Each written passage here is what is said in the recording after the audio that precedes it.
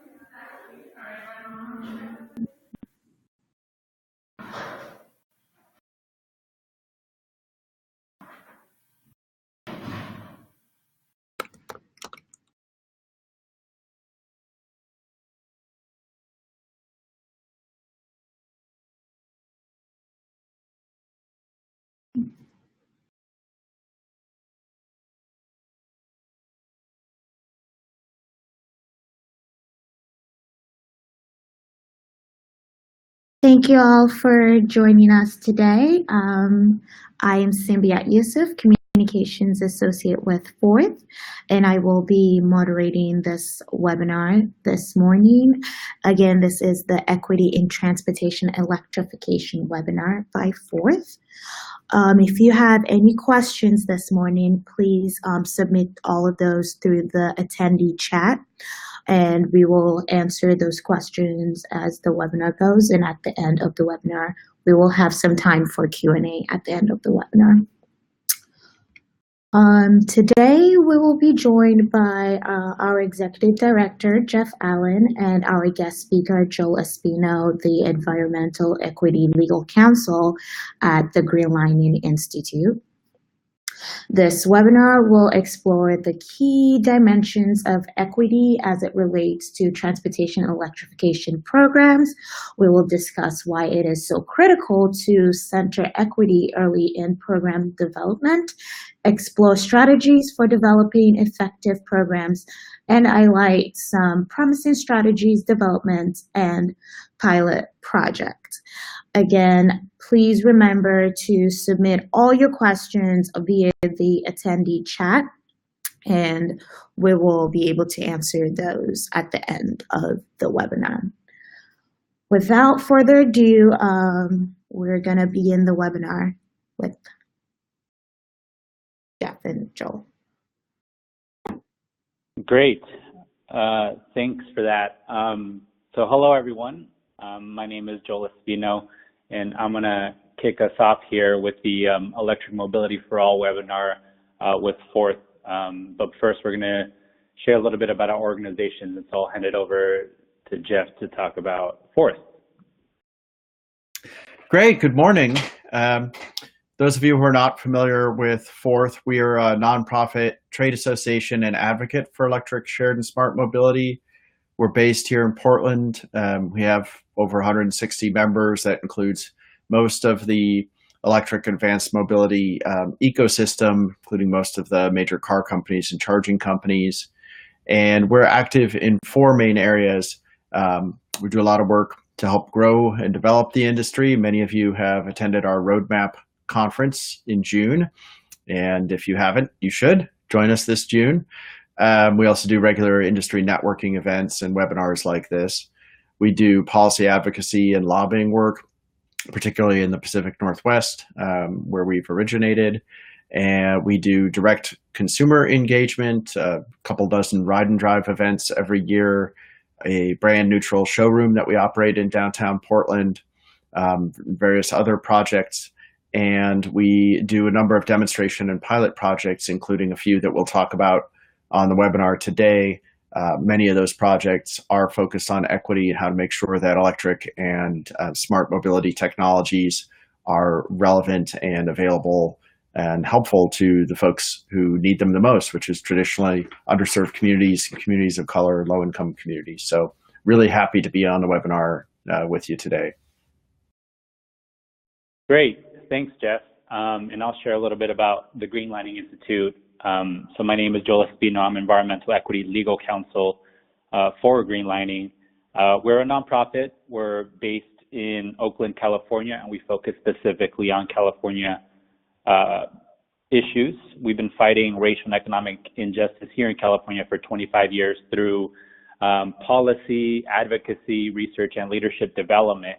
And since about 2011, we've been on the cutting edge of research and advocacy efforts on really leveraging electric vehicle efforts and electric vehicles themselves for social justice. And so that's very much the topic of today's conversation.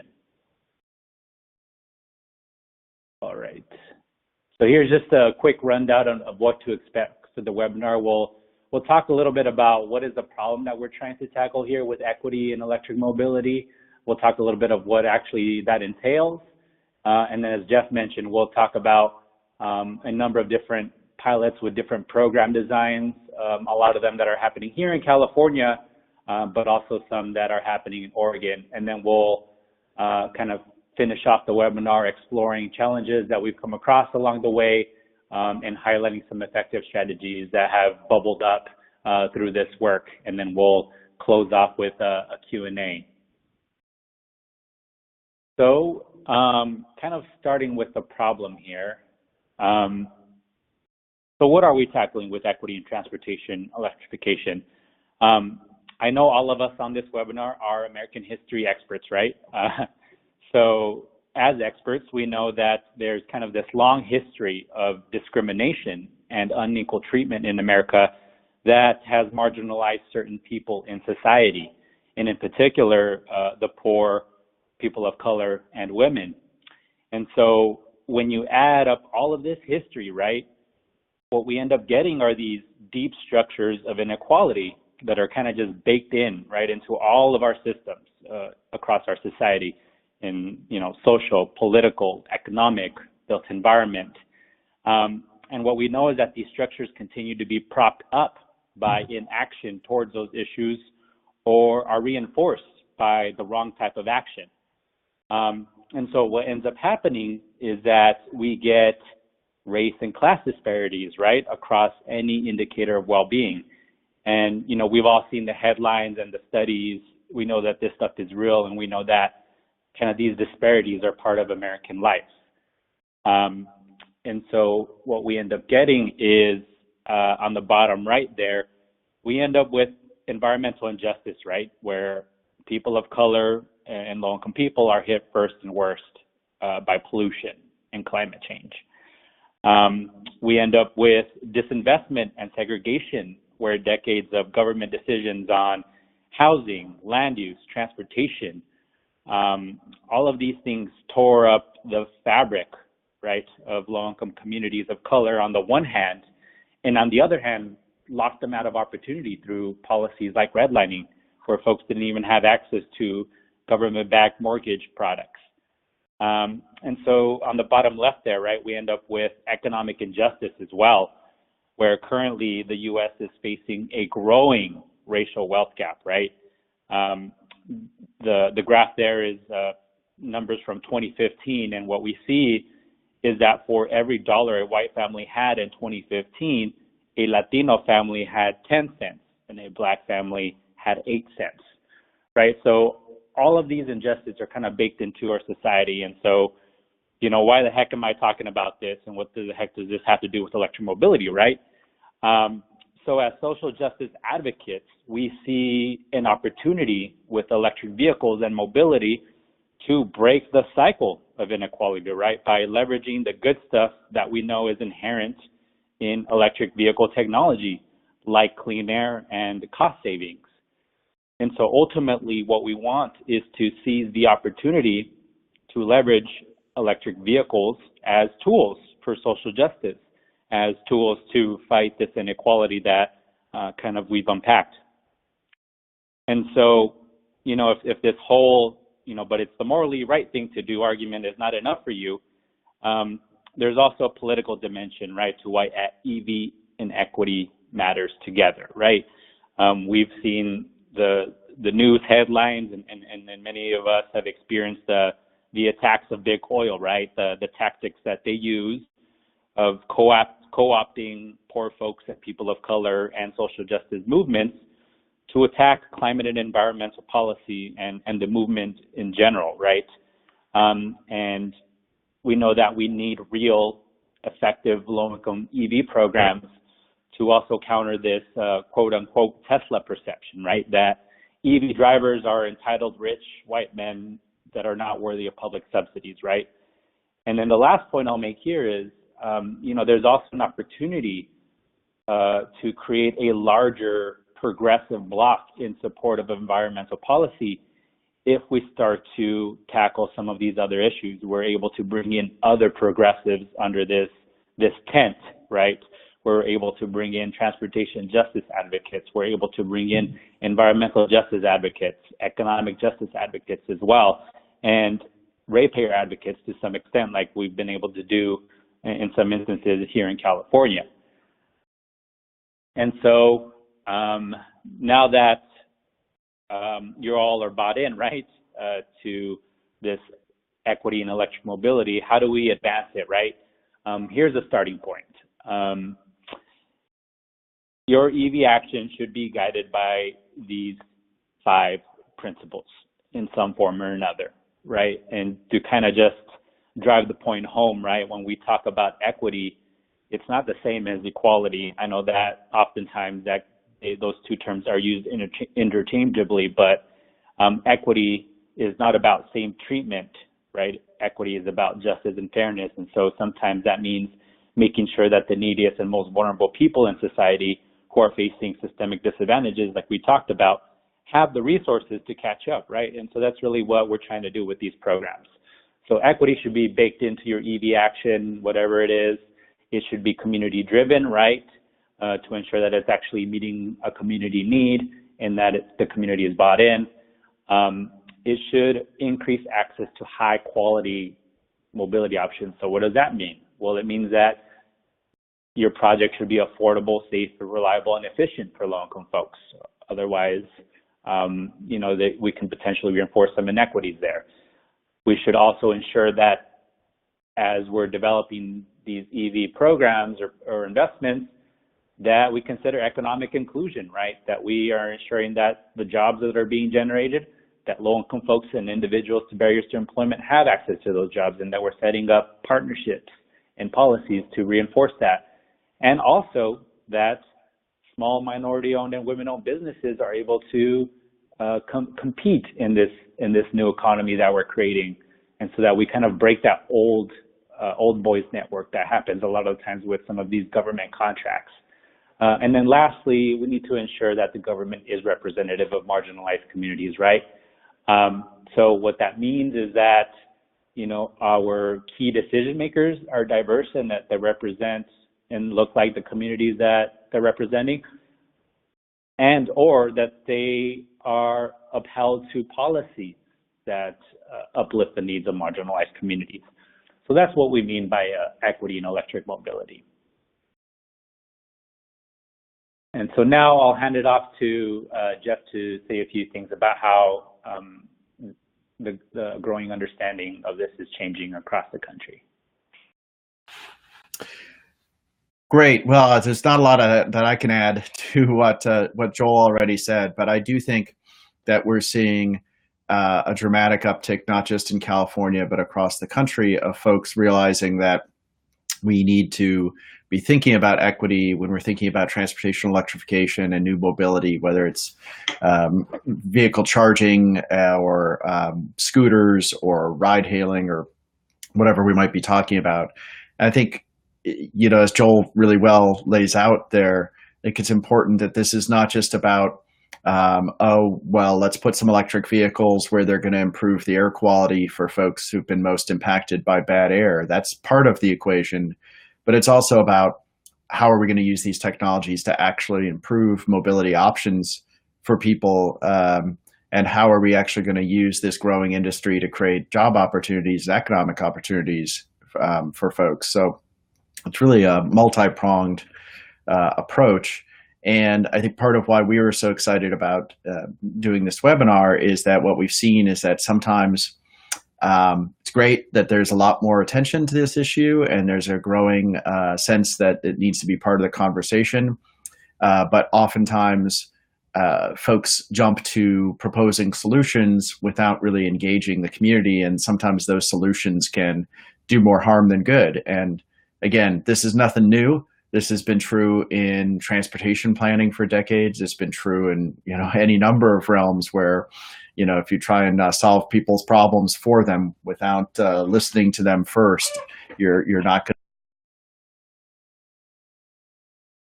So I think we want to move on, talk a little bit about some of the examples of what folks are doing to address this situation. And then, as I said on the sidebar, love to get your questions and have some discussion as well.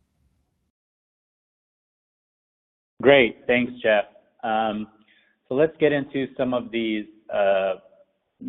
pilots. So we'll start with the California case. This is in California in 2014, the Greenlining Institute with some partners, Communities for a Better Environment, Environment California, Coalition for Clean Air, and NRDC came together to pass this piece of legislation called the Targeted California Initiative. And I like to say that this is a bill that kind of kickstarted the EV equity ecosystem that we have in California today. And so for the next few slides, I'm going to share a little bit about kind of a snapshot of what's happened since 2014 and kind of unpack some of those pilots before handing it off to Jeff. In the picture here, you'll see that the person in the passenger seat, that's Senator Kevin De Leon, who was a sponsor of the bill. And as you all might recall, he ran against Senator Dianne Feinstein here in California, but lost, unfortunately. And then in the driver's seat is Jose Mendoza, who was actually the first participant of one of the programs that came out of this bill, which is a scrap and replace type program, which I'll get into in a couple of slides. So let's talk a little bit about kind of just a snapshot, right, of some of this stuff. 1 second, let me get my notes here. So you'll see here the scale and scope of California since 2014. Here's a snapshot of it. There's been 17 plus projects and counting at various stages of development, from currently in service to still being planned to almost being ready for launch. So there's a number of those projects, and like I said, they all have different program designs. And since 2014, we've been able to allocate $280 million towards these projects from California's cap and trade system, so that we continue to kind of build more projects and test different types of strategies. And then since 2015, we've been able to secure $540 million specifically for charging infrastructure that is designated to disadvantaged and low-income communities here in California. And this is really building off of multiple efforts and also out of the Volkswagen settlement here in California, where we were able to get some of that money going directly to these communities. So a lot has been happening since 2014. So there's a lot to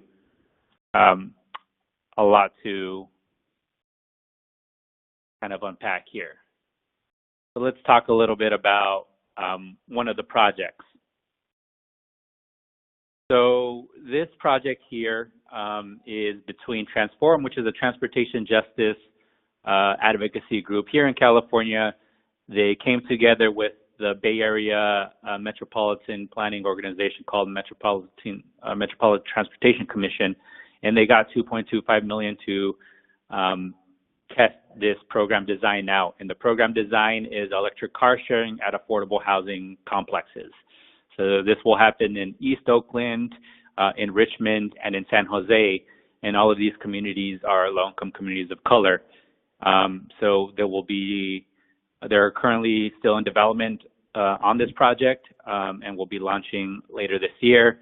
But a key component of this that we're really excited about here at Greenlining is that to couple this electric car sharing piece of it, they'll be doing kind of a community engagement and outreach with all the residents and doing a mobility needs assessment to determine what other mix of mobility options they can provide to their residents to make sure that they're more mobile. So that could be a number of different things depending on how those assessments shake out. So transit passes, ride-hail credits, it could be bike share memberships, et cetera. So that's one project design that we're testing here in California.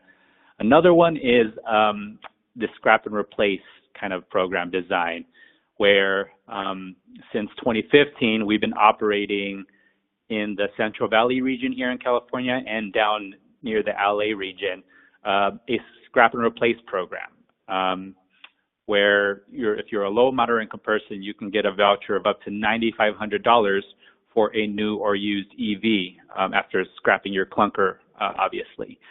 And so that's been a really successful program, and the hope is that we're expanding that program to the Bay Area region later this spring, and also to the Sacramento region later this year.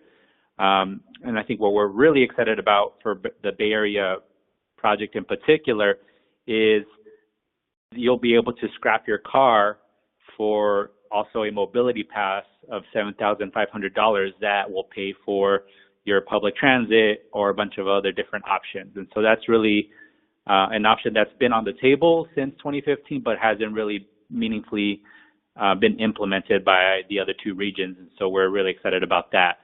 And so this program has received $112 million from Cap and Trade since 2015, and currently only $85 million of that has been awarded.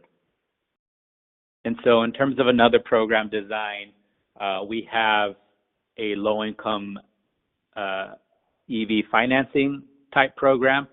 And this is by Beneficial State Foundation, which is part of the Beneficial State Bank, which you all may be familiar with. But essentially, only $5 million has been awarded. The remainder still needs to be implemented. And for that $5 million, the goal is to help 800 participants purchase clean vehicles using both grants and also low interest loans. And then I think part of the program design also is to ensure that there's some financial literacy to ensure that folks are actually financially prepared to take on any debt to the extent that they need to. So that's a really key program design piece that we always advocate for as social justice advocates. So that's another program design.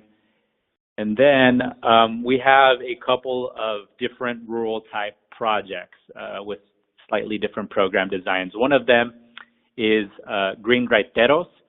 So for those of you that know some Spanglish, raitero is a Spanglish word, meaning that it's a Spanish word that kind of works off of an English word.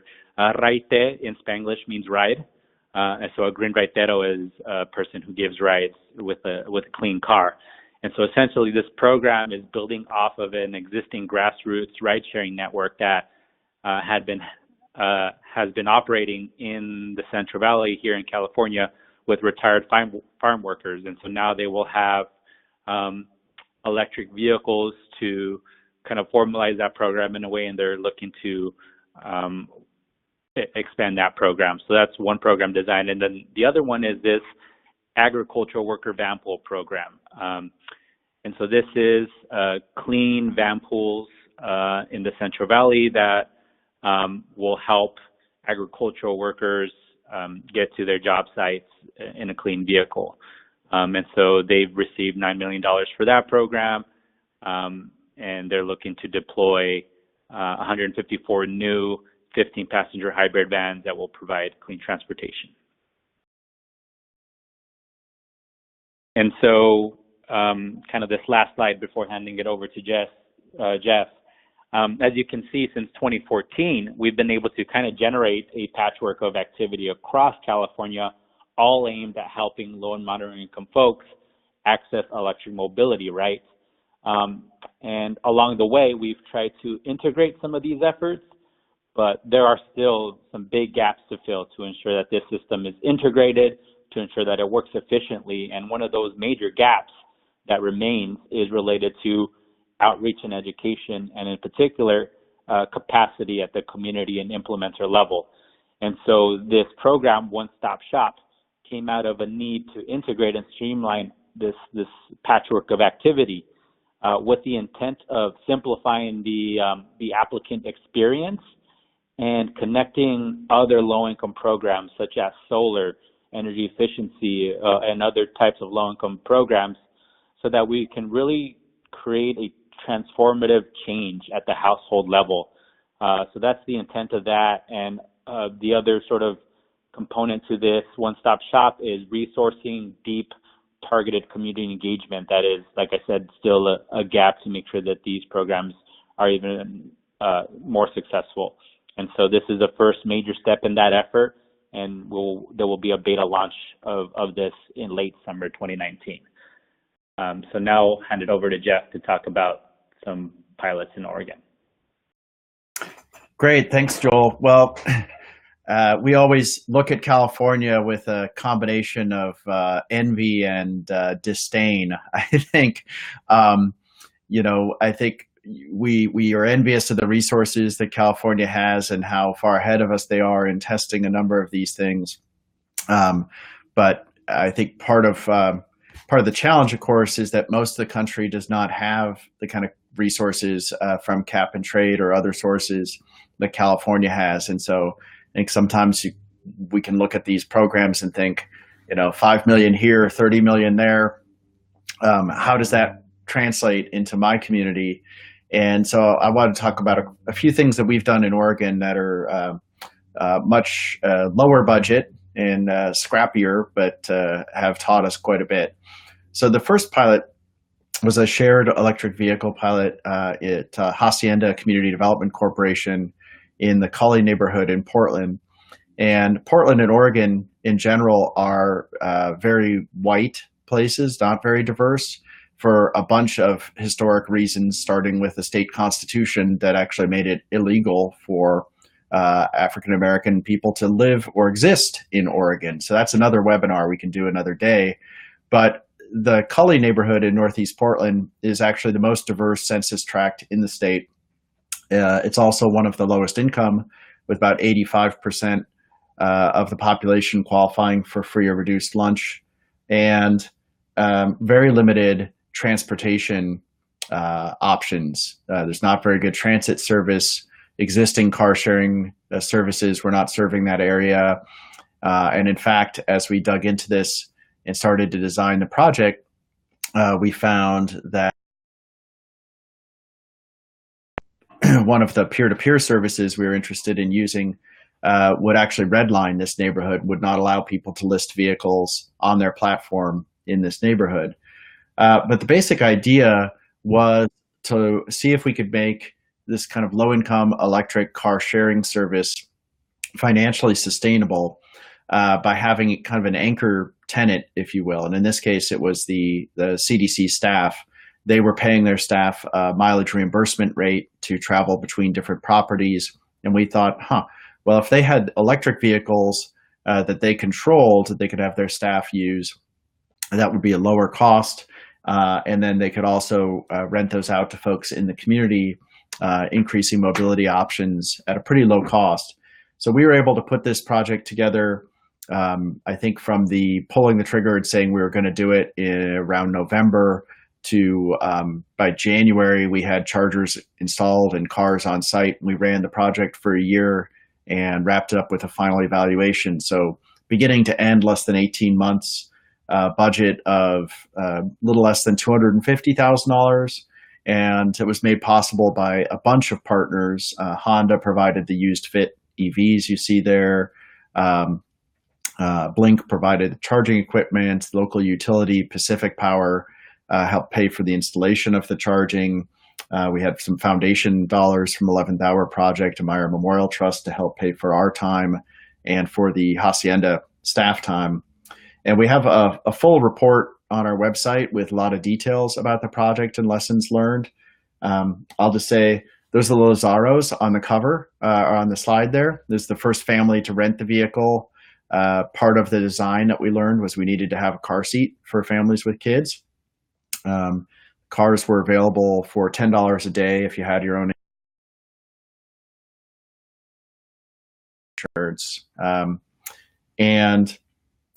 We are now developing kind of what we call version 2.0 of that project.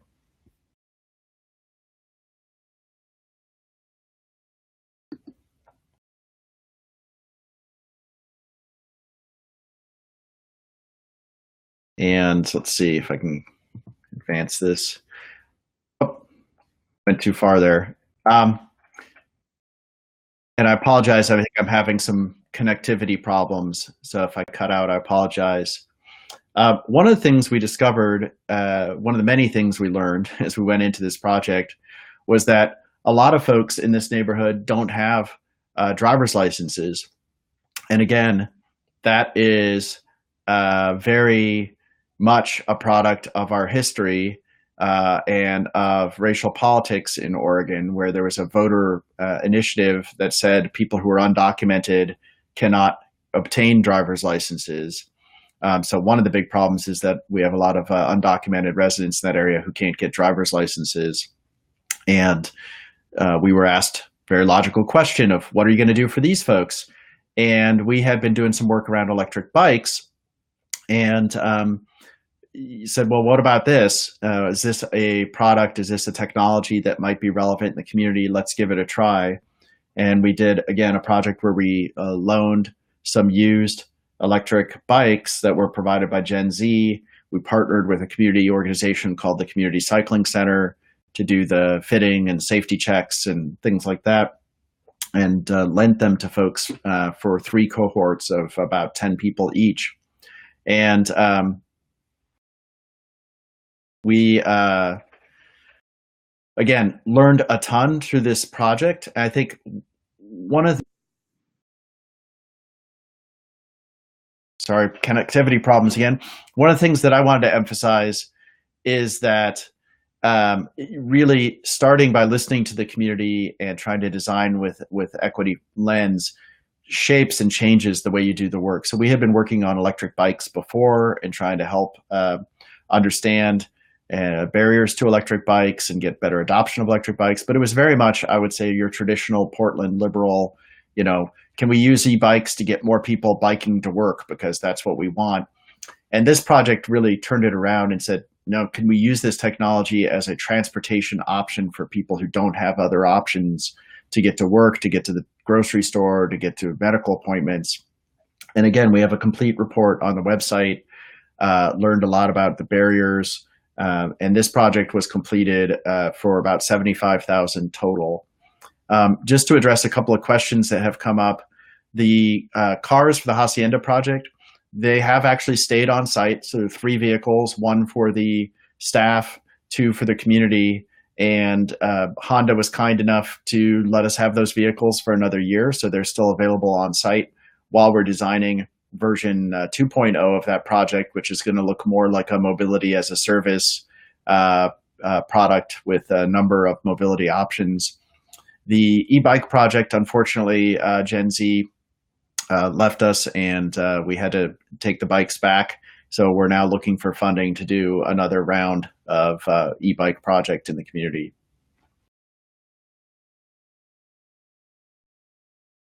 I think with that, I'll hand it back to Joel. All right, thanks, Jeff. So just real quick, I'm getting some messages. Are folks able to see the slides? If so, can you kind of enter into the chat if you are able to? If not, we'll see if we can figure that out.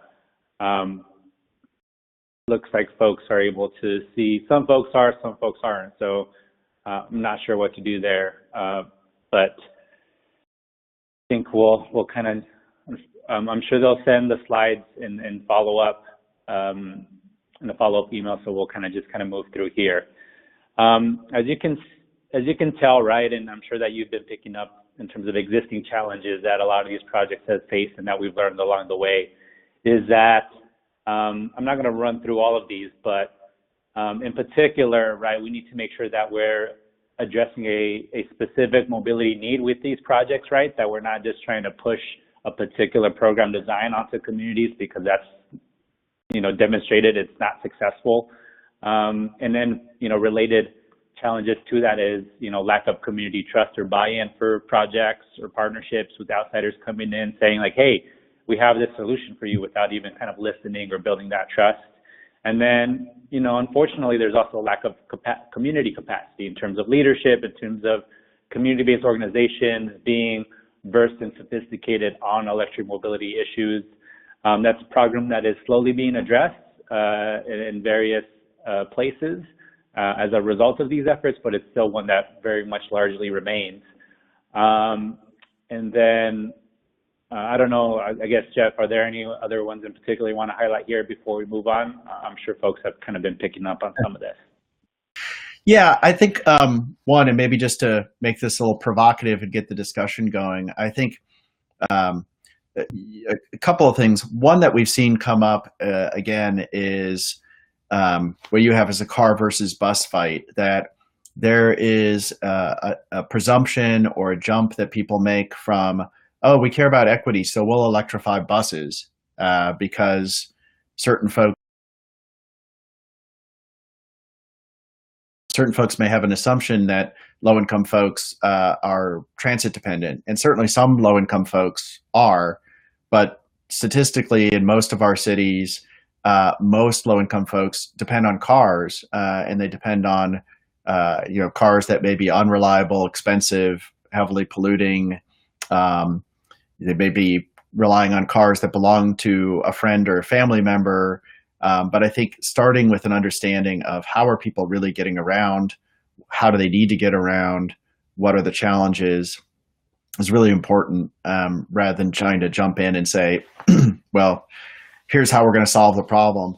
And the other thing that we've seen quite a bit is one of the first things folks will often do, especially in utility filings, is, okay, well, we'll put X% of the charging stations in low-income neighborhoods. And I alluded to this earlier. That's actually not a very good solution, but it's also can be counterproductive.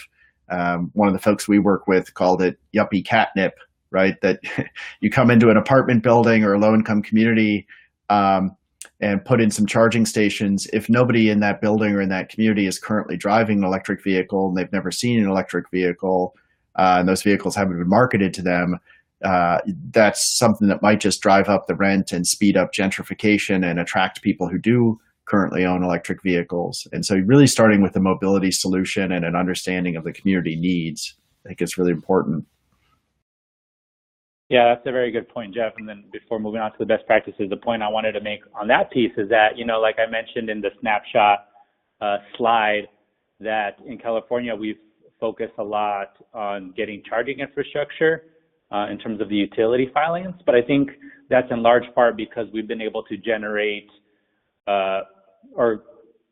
get funding from cap and trade to do some of these other mobility facing, to cover some of these mobility costs, right? So buying the cars, doing the community outreach, et cetera.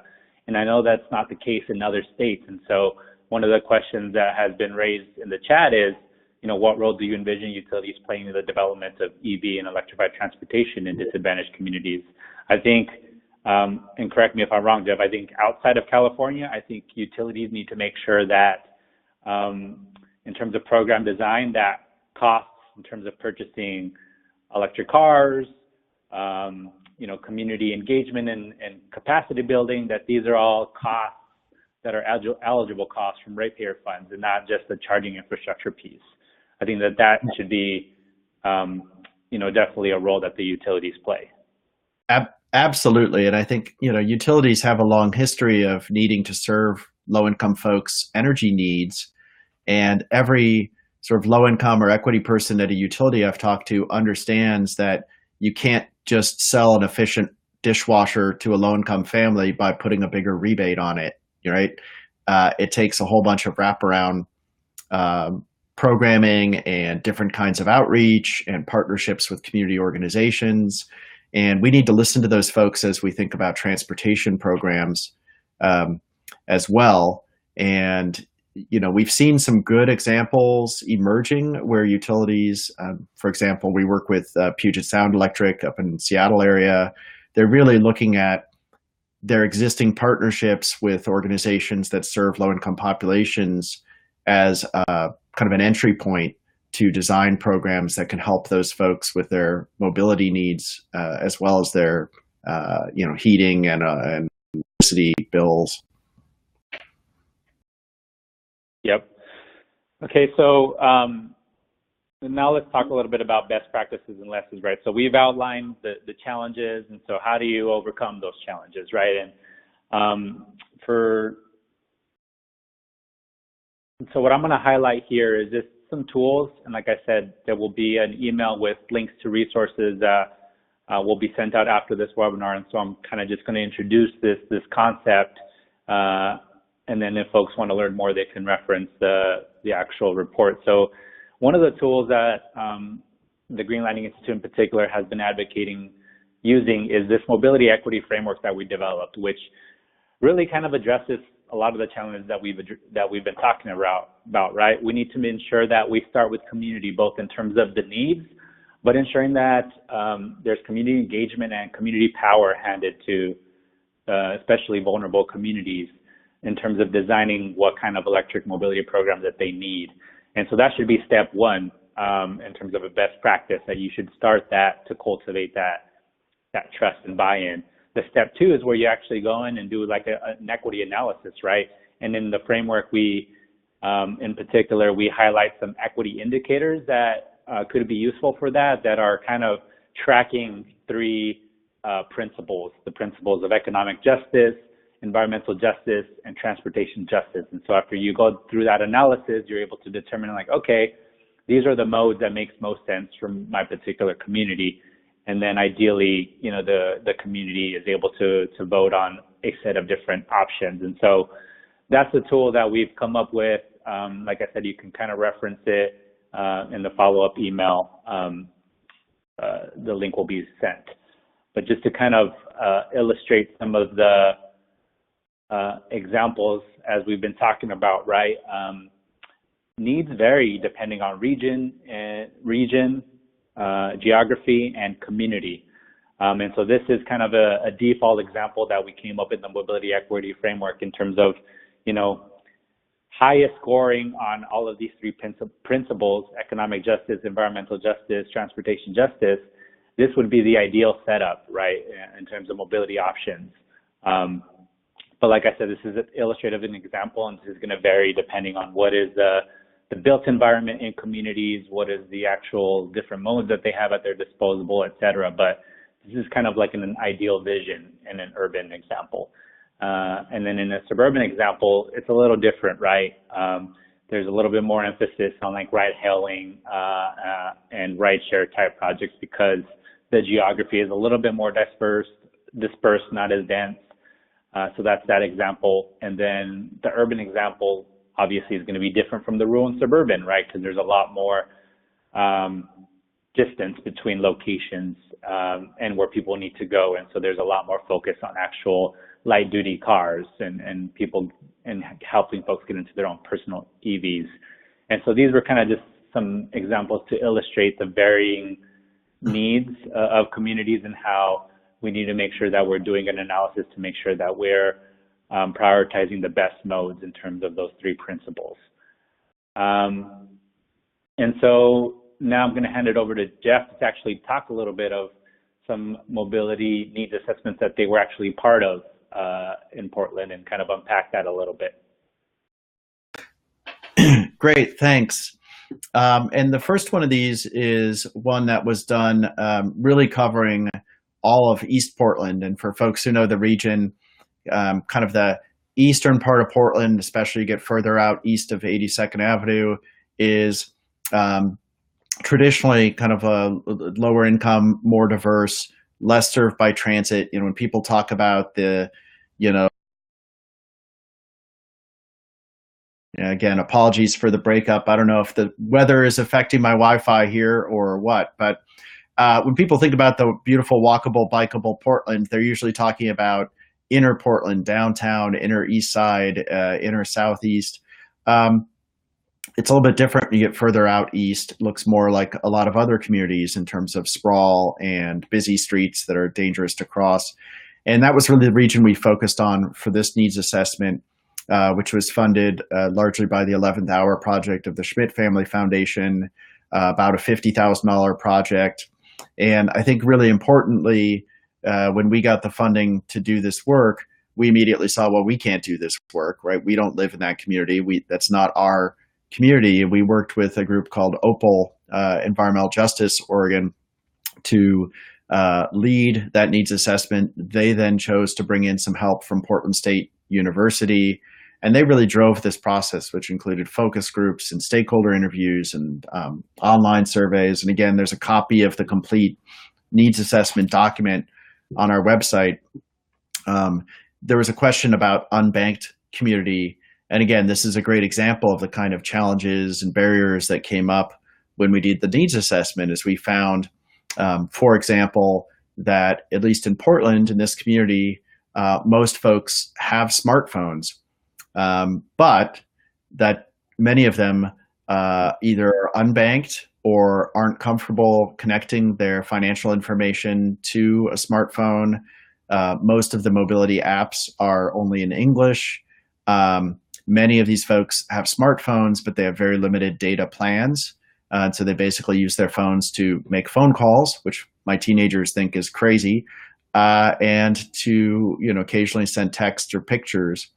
And so smart mobility, one of the things you may need to do is promote broadband Wi-Fi access that's affordable for lower income communities. Or you may need to help solve the banking challenges and have pay-as-you-go kinds of options. And again, this just highlights why it's really important to start by listening and trying to understand the needs of that community. And another example I wanted to highlight was much smaller. So this is a project where we assisted Verde, which is a nonprofit that also works in Cully, that neighborhood with Hacienda CDC. And the version 2.0 that I mentioned of our mobility project there, what we're looking to do is to build a whole portfolio of mobility options ideally into part of the rent in a new affordable housing project that's being built there called Las Adelitas. It's actually the building that you saw behind those people on bicycles in the earlier slide. It's a former strip club that's right across the street from this large affordable housing development that's now being destroyed and turned into affordable housing and a community asset. It's a really amazing story. But part of what we were able to do with Verde was to survey and do some focus groups and outreach to the folks living in that community to say, well, what kinds of mobility services would be most useful and most desirable in your community? And again, you can see it's things like shared e-bikes or access to scooters, which they don't really haven't really had, more of the shared electric vehicles and so forth. And again, this is a much smaller project. I think the total budget for this was perhaps $20,000 or $15,000, and at a very micro scale. So there's different levels at which you can do this work.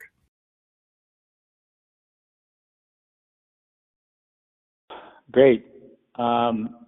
So with that, I think here's just a slide kind of outlining some of the lessons that we've been kind of unpacking throughout the webinar in kind of just bullet form for you all. I don't know that it's necessary to go through each bullet, but maybe we can start, I don't know, Jeff, what do you think? Some Q&A, since we have about 12 minutes left. Yeah, I would love to see some more questions pop up on that bar on the left. If we don't see them, we can keep talking, but. Well, while we wait for questions, maybe I'll kind of highlight a few things that we've talked about. Someone said they would love to hear more about economic inclusion. So that's definitely some of the lessons learned here. If you look at the second to last bullet, promote an inclusive and equitable economy.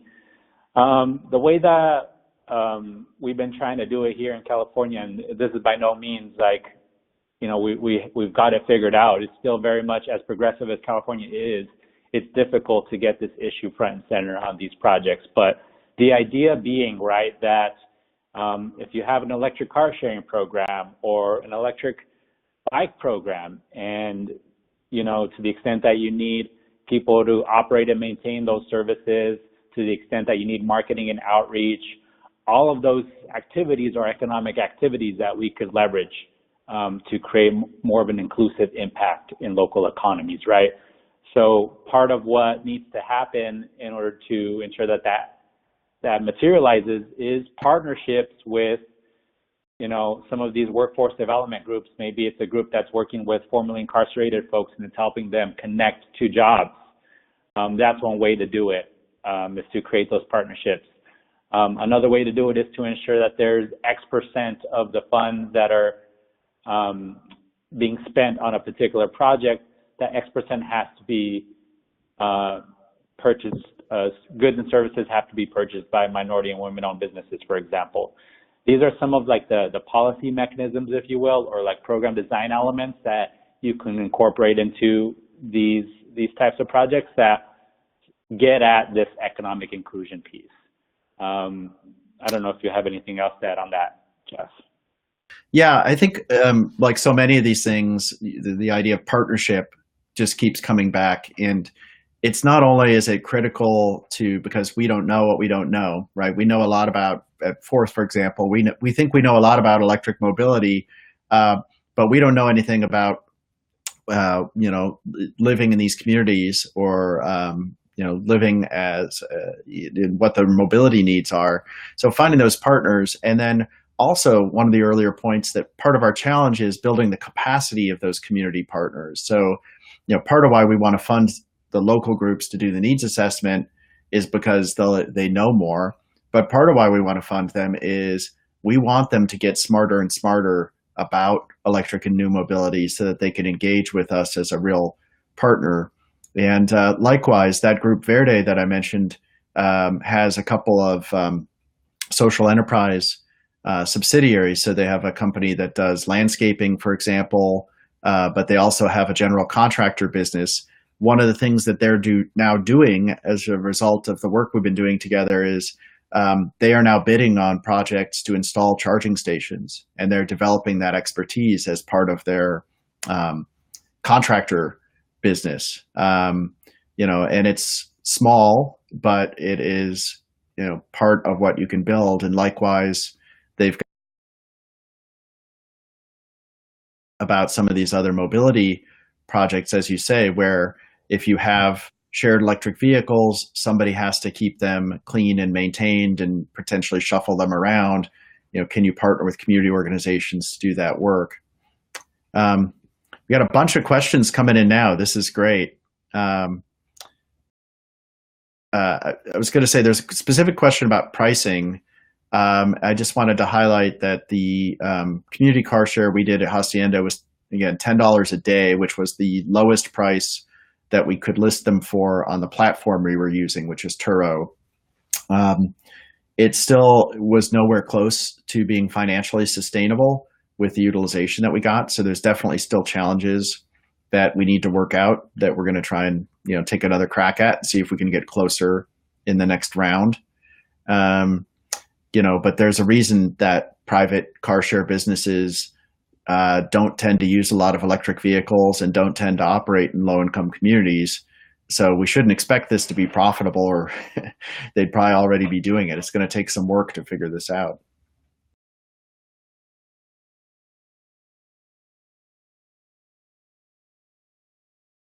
Oh, yeah, here's a great question, too, about damage and so forth. So we did have one vehicle. So a couple of things I should say. One is that the biggest challenge to a lot of these projects is insurance. And if you've tried to do ride and drive events and dealt with your insurance company, you have a little bit of an inkling of what our insurance company said when we said, we're going to have 5 cars, we're going to let random people drive them, and we're going to park them in this neighborhood. So we had to work through those. We did have some minor issues. One of the cars had its screen broken. One of the electric bikes was actually stolen. think a couple things that come out of that. One is you just have to plan for that. You just have to plan for a certain amount of damage and loss in any project like this. The other is, again, it was a learning opportunity. Gosh, I don't want to go into this in too much depth, but let's just say when the electric bike was stolen, and our immediate reaction was, oh, we need to file a police report so we can make an insurance claim, and we're going to have to pay back the folks at Gen Z. Luckily, we had good partnerships in the community, and our community partner was able to say, hold on a minute, think about what you're doing. We're going to start sending police all over Portland looking for somebody on an electric bike who doesn't look like they belong on an electric bike. This is not necessarily a dynamic you want to put into play.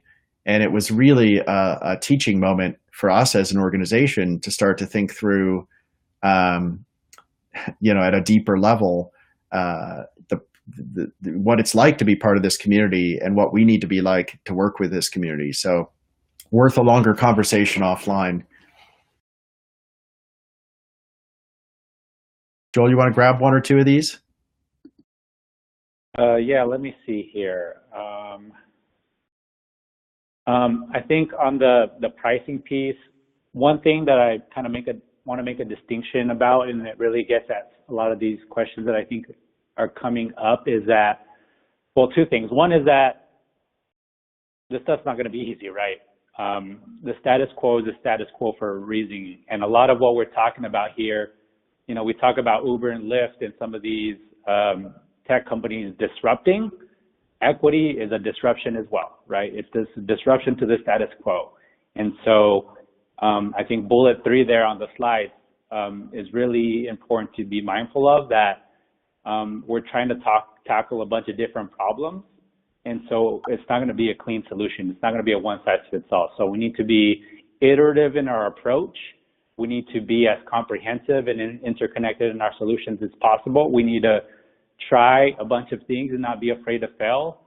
We need to make sure that we're documenting things along the way so that we're actually learning from when we do fail, and we continue building off those lessons. Because if we don't do that, we kind of continue to spiral in terms of the same. And we've seen this happen in California, and I'm sure in other places, where an electric car sharing project launches or a bike share project launches, and they want this equity piece, but they're not incorporating the lessons of the field. And so they continue to perpetuate the same problems, and those projects end up not being successful. So that's kind of one thing that I wanted to kind of put out there to folks to think about, that it's okay if you're like experimenting and trying things, and think about this more as an iterative thing that we're building off of, and not like, I got to get the solution right out of the gate, right? The second piece that I want to mention, and this gets to the pricing, and one of the questions was about the EV sort of rideshare, car share project in Sacramento as part of the Electrify America investment there. And there's a difference between having an equity component to a program and for a program to be an equity program. So let me unpack that a little bit, right? When we talk about an equity program that it's built, equity is baked into the program, equity is operationalized within that whole planning, development, implementation, and evaluation, right? Equity is part of every phase of those pieces, right? And so we are able to address issues of pricing early on, because we know that if we're baking into the planning and to the program design, that if we put a high price on an electric car sharing project and that low-income folks won't use it, then we need to adjust the price to make sure that it's actually going to be accessible, right? So that's sort of the equity baked in model. When you have a project idea and then you say you want to just add an equity component to it, that's when you get projects like Electrify America, where it's well intentioned. They want to make sure there's an equity sort of component to it, but the program itself did not have equity baked in, and so that's why you get the $9 an hour price point, right? Where is it really accessible? Is it really an equity benefit? I would argue no, but that's the difference, right? And we have to be mindful, if we're really trying to ensure that equity outcomes are strong, that we bake in equity these various phases that I mentioned, that we're thinking about operationalizing it. With that, we have 1 minute left. I don't know if you want to make another point on that or answer another question, Jeff. Yeah, that's it's hard to top that as a place to leave things here, but I will just say there were a couple of questions about utilities and utility plans, and I think that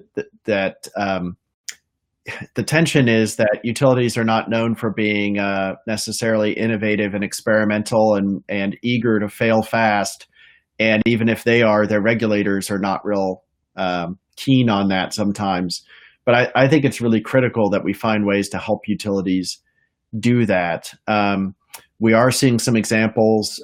Both of the Oregon investor-owned utilities are about to propose grant programs focused on these kinds of projects, but they're using clean fuels money for that, not investor dollars, because they haven't been able to get the regulators over that hump.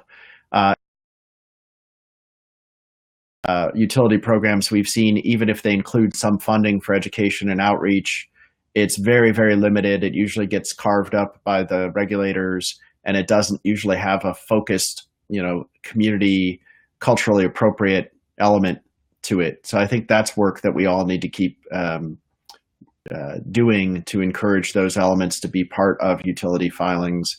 And again, to make sure that that money doesn't just go to the utility staff or to big consulting firms, but actually flows through to community partners to do that work. So I think I'm getting the cue here from Simbi that we should wrap it up. Do you have some final words for us? Yes, I just want to say thank you, everyone, for joining us today. Thank you to Jeff and Joel for presenting on some of the current equity strategies and pilot programs to increase access to clean mobility for all. Feel free to keep the questions coming. Jeff and Joel's emails are on the screen right now, and we will have a follow-up email going out to everyone shortly. And our next webinar is coming up on March 12th, where we will discuss the small utilities approach to transportation and electrification. We will be joined by our program manager, Kelly, and guest speakers, Juan Sepper from EWEB and Stu Green from the city of Ashland. We hope you're able to join us, and thank you so much again for joining us today, and we hope we'll see you next month. Thank you.